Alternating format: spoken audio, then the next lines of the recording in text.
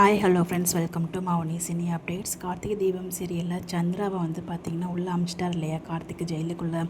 So ஜெயிலையுமே போய் பார்த்து பேசுகிறாரு. ஸோ உங்களை நான் அனுப்பலாம் எனக்கு வந்து தோணவே இல்லை, உங்களை நான் வந்து என்னோடய அத்தையாக தான் பார்க்குறேன், பட் நீங்கள் தான் வந்து எல்லை மீறி போயிட்டீங்க அப்படிங்கிற மாதிரி பேசிகிட்டு இருக்காங்க.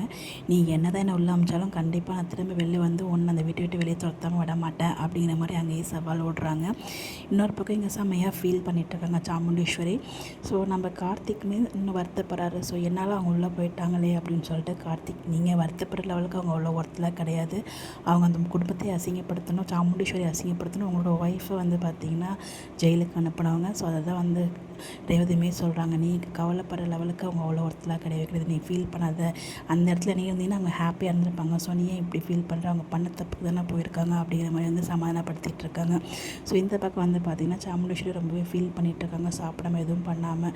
ஏன்னா அவங்க பொண்ணுங்களெல்லாம் விட தாண்டி அவங்க மேலே ரொம்ப நம்பிக்கை வச்சுருந்தாங்களே, இனிமேல் நான் யாரை நம்புறது அப்படின்னு சொல்லிட்டு ரொம்பவே ஃபீல் பண்ணிகிட்டு இருக்காங்க. இன்னொரு பக்கம் அவங்க பொண்ணுங்களை வந்து அட்வைஸ் பண்ணிகிட்டு இருக்காங்க.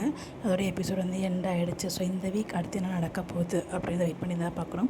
ஸோ நீங்கள் கவலைப்படாதீங்க கார்த்திக், நீங்கள் கவலைப்படுற லெவலுக்கு அவங்க ஆனால் அவ்வளோ பெரிய ஒருத்தலாம் இல்லை. உண்மையை சொல்லணும்னா நீங்கள் என்ன நினைக்கிறீங்க அப்படின்னு சொல்லிட்டு உங்களுடைய கருத்தை மறக்காமல் கமெண்ட்டில் சொல்லுங்கள். இந்த மாதிரி அப்டேட் தெரிஞ்சுக்க நம்மளோட சேனலை ஃபாலோ பண்ணிக்கோங்க. Bye by.